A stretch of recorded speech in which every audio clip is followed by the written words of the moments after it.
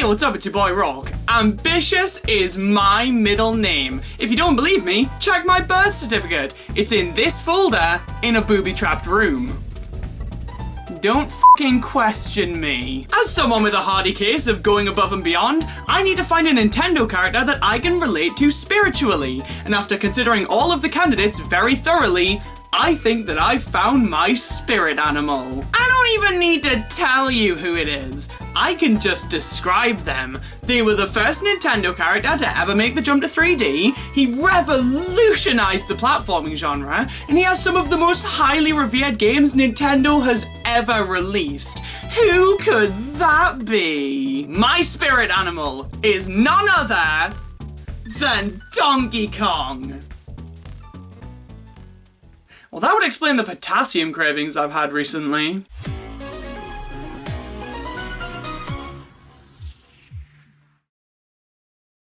What if evolution worked backwards? What if instead of playing games as humans, we could play them as apes? Woo! Yes! Donkey Kong was Nintendo's first ever success. After trying their hands at multiple different industries with multiple different degrees of failure, they were eventually able to find a steady footing in the video game industry after releasing their arcade hit starring an ape and a carpenter. The character of Jumpman would end up spinning off into his own mega franchise with Super Mario Bros. On the NES, which I've already talked at length about, but Donkey Kong took a slightly different direction. After the first game, we got Donkey Kong Jr., which sees the Rool reversal of the century. Jumpman was the villain.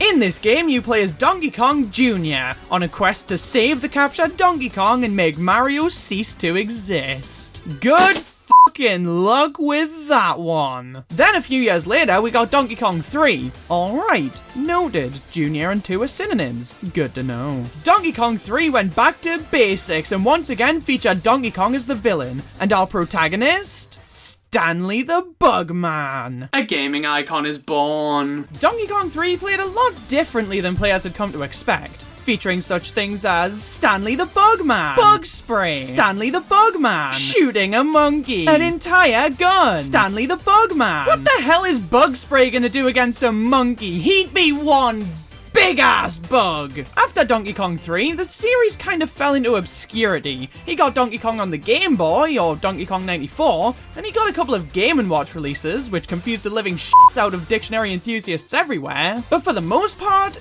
it was clear that something needed to change for the ape if Nintendo wanted him to have a future. Give him a country.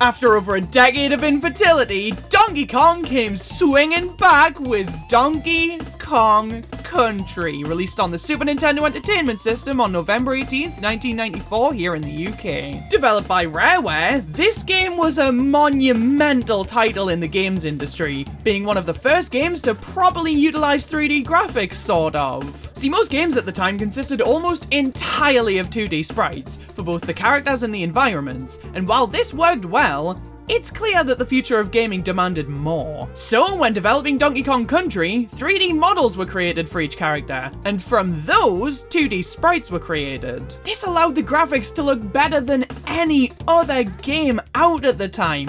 They were more in-depth and realistic than people were used to, and I think that's a big contributing factor on why this game was so successful. This game sold 9.3 million units, instantly solidifying it as an SNES classic. But does the game itself actually hold up? I'm gonna go ahead and say no. Donkey Kong Country introduces us to a wealth of new characters in the Donkey Kong universe, such as Donkey Kong. You see, this Donkey Kong and this Donkey Kong are not the same ape. This Donkey Kong would grow up to become Cranky Kong, just like we all wanted to do as kids. So this Donkey Kong is Cranky Kong's son? I have no idea how monkey genetics work. We also have the introduction of Diddy Kong, Donkey Kong's sidekick, and the best non-Donkey Kong monkey in this series. But of course, our Kongs need a villain, and with Mario and Stanley the Bugman off the scene, we're introduced to King K. Rool and the Kremlings. Please? Fuck me. King K. Rool and the Gremlings are a gang of crocodiles, the only natural enemy of a gorilla. Some really pissed off lizards. Our plot? Plot. Fictional ape.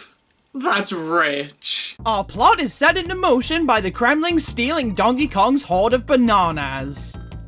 Go, monkey platformer, go! The gameplay of Donkey Kong Country is wicked solid, which is why it hasn't really changed all that much over the years. You're an ape in a jungle with a monkey sidekick. What about this needs to evolve? The moveset on offer here is as simple as run, jump, roll, and throw things. It's really not that deep, but it's refined to near perfection. This game just flows so naturally and always feels good to play, even when you decide to fuck with frogs. Donkey Kong Country features animal buddies that'll join you for a level or so every now and then, and they all expand the available moveset in incredibly fun ways. We've got Rambi the Rhino, On Guard the Swordfish, Espresso the Ostrich, Squawks the Parrot, and Winky the Frog. The filthy fucking frog. The disgusting wrinkly lump of a frog. The game is divided into 6 different worlds, each with its own theming and boss battle at the end of it, and the entire adventure culminates in a battle against King K. Rool. And I know I should want to kill him, but I'm too busy being horny over him. Character design peaked with King K. Rool. Why else do you think his design in Smash Bros. Ultimate is basically the same as it is in Donkey Kong Country?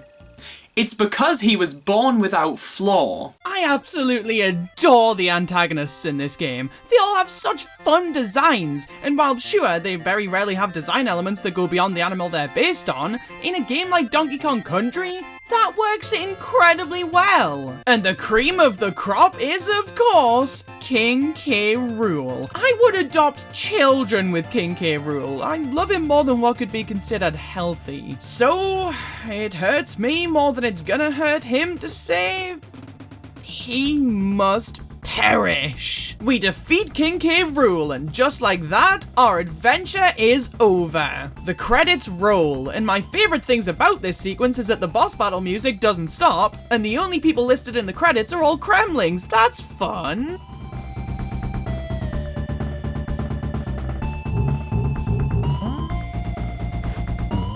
King K. Rool won't let me finish? I would expect nothing less of him. And with King K. Rool actually defeated, Donkey Kong Country is over. And God, this game is absolutely fantastic. Naturally, this is due in large part to the core gameplay, which is unbelievably solid, but in my opinion, the gameplay here isn't even the star attraction. It's the atmosphere and overall world that this game presents. The music in Donkey Kong Country is some of the greatest gaming music I've ever heard. Throughout a lot of this soundtrack, you'll find pure, serene jungle ambience, with the sounds of nature's many critters layered in the background. This in and of itself already makes this soundtrack one that stands toe-to-toe with some of Nintendo's greatest at the time, but when contrasted against the more lively and bombastic songs, makes every part of this soundtrack work together in such compelling ways. The music of this game, it makes me feel things. And when combined with the moment-to-moment gameplay, which is absolutely top-notch, it makes Donkey Kong Country an obscenely good game. I wouldn't necessarily call this game flawless, but in my time with this game, it was rare that I had anything to complain about. The gameplay is refined in such a way that when I died, it always felt like it was my fault, not the game's. And it was always clear what I had to do to ensure that I could be successful on my next attempt. The level design here is on another level, man. Unlike Mario with his abstract floating happy blocks,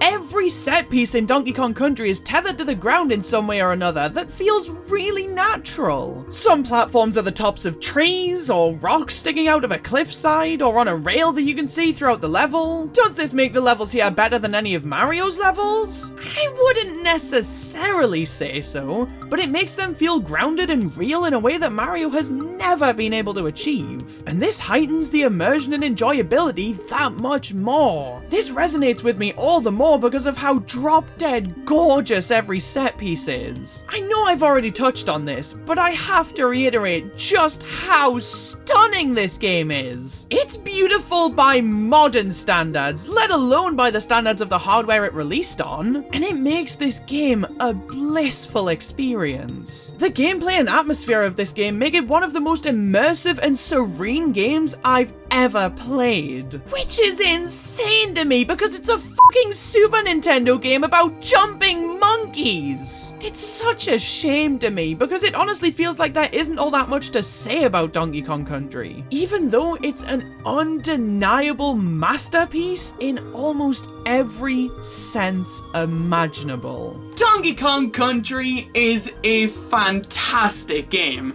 and would set Nintendo and Rareware off in a relationship that would yield some spectacular results.